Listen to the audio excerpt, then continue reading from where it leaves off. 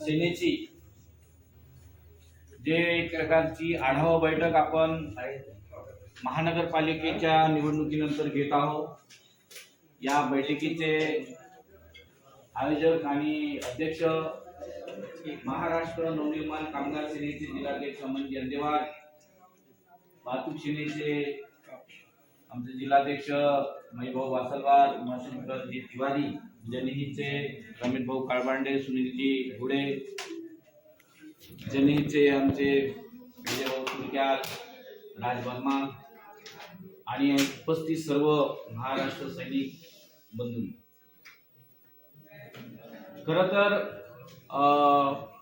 अमनजी अंदेवार यांनी आपल्याला विस्तृतपणे सांगितलेलं आहे की जेव्हा जेव्हा तुमच्यावर संकट येते, जेव्हा जेव्हा तुमच्यावर जे आहे अन्याय होतो, तेव्हा तेव्हा जर महाराष्ट्र नवनिर्माण सेनेचे पदाधिकारी तुम्हाला जवळचे वाटतात की ते न्याय मिळवून देऊ शकते, तर मग जेव्हा निवडणुका होतात त्या निवडणुकीमध्ये महाराष्ट्र नवनिर्माण सेनेच्या उमेदवाराला मतदान तुम्ही का करता? आणि एक शोकांतिक आहे खरं तर या महाराष्ट्रामध्ये जेव्हा जेव्हा निवडणुका होतात तेव्हा मराठी माणूस म्हणून कोणीही समोर येत नाही, तर फक्त त्या दिवसाचा म्हणजे लोकशाहीचा उत्सव म्हणून आपण तो साजरा करतो। याच्या कोंबडा पार्टी, यांच्या बकरा पार्ट्या, त्यांच्याकडे चिकन पार्टी, जिकडे तिकडे जे आहे पैशाचा बाजार, आणि मग त्याच्यामधून हरपून जातो आणि आपलं स्वतःचं अस्तित्व गमावून बसतो। खरं तर राजसाहेबांनी एका भाषणामध्ये म्हटलं होतं, स्वाभिमान शून्य माणूस आणि स्वाभिमान शून्य राष्ट्र याला जगाच्या पाठीवर कुठंच किंमत नाही। जेव्हा आपला स्वाभिमान मरतो तेव्हा सगळं संपून जातं। आज तीच परिस्थिती आहे महाराष्ट्रामध्ये। सन्माननीय राजसाहेबांनी महानगरपालिकेच्या निवडणुकीमध्ये शिवतीर्थावरून सांगितलं होतं की आता तरी जागा, आता तरी जागे व्हा।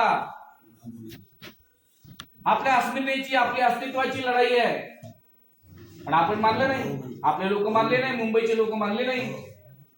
त्या हरामखोरांना पुन्हा परत निवडून दिलं।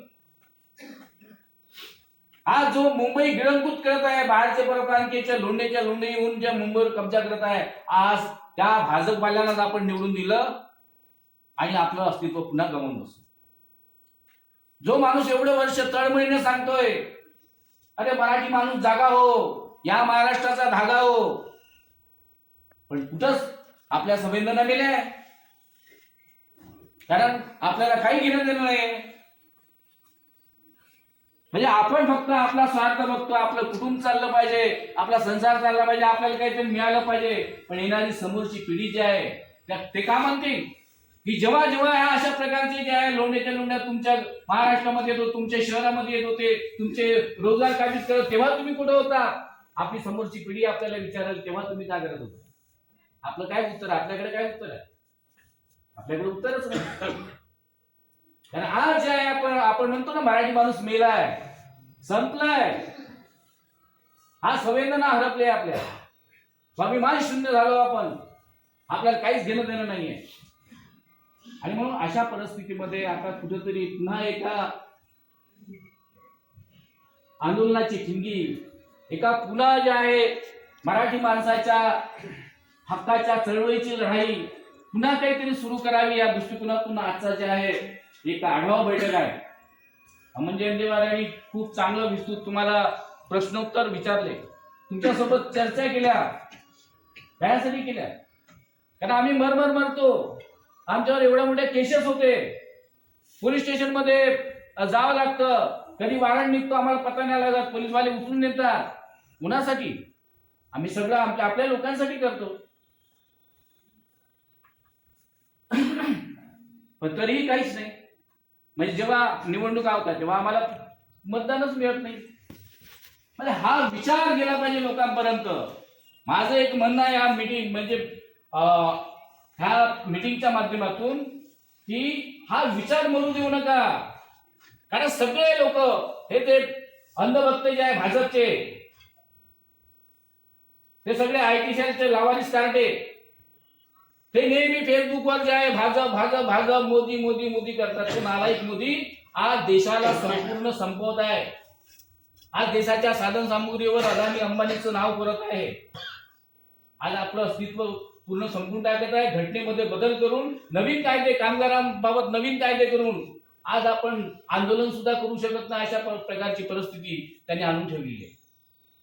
आणि म्हणून कुठेतरी आपल्या अस्तित्वाची लढाई आपल्याला लढायची आहे. आणि त्या दृष्टिकोनातून आज आपण सर्व एकत्र आलो, तर तुम्हाला नम्र विनंती आहे की जिथं जिथं महाराष्ट्र नवनिर्माण सेनेचा उमेदवार असेल तिथे तिथे तुम्ही हातभार लावा. लोकांना सांगा हे सर्व आता संपून जात आहे.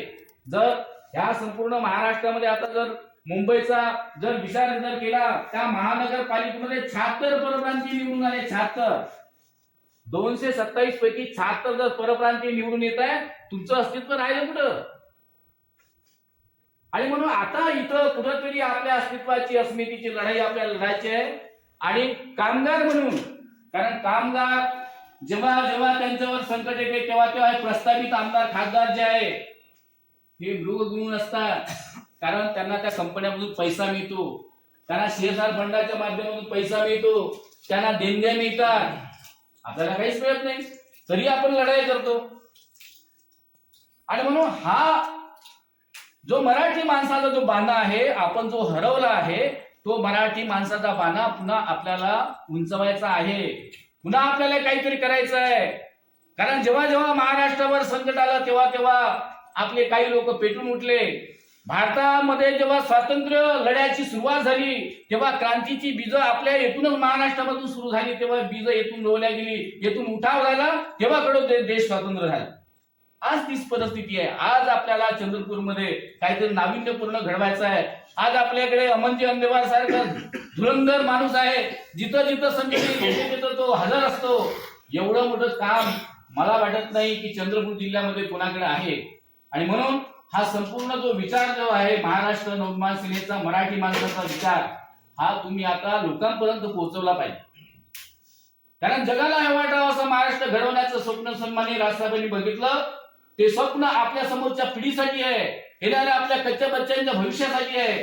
ते आपण ओळखलं पाहिजे. आणि त्यासाठी ही जी आज बैठक आहे, ह्या बैठकीच्या माध्यमातून हा विचार आपण घराघरामध्ये पोहोचा, लोकांपर्यंत जाऊन पोहोचा की आम्ही तुमच्यासाठी लढतोय, येणाऱ्या समोरच्या पिढीसाठी लढतोय. आमचं काय, येणारा जो काळ जो आहे एवढा भयंकर आहे, त्या काळाचा सामना करण्यासाठी आता आपल्याला काहीतरी लढाई उभी करावी लागेल, तरच समोर काहीतरी आपण घडवू शकतो. आणि म्हणून आज महेश भाऊनं म्हटलं की बाबा शॉर्टकट मध्ये भाषण करा, शॉर्टकट मध्ये 2 शब्द बोला.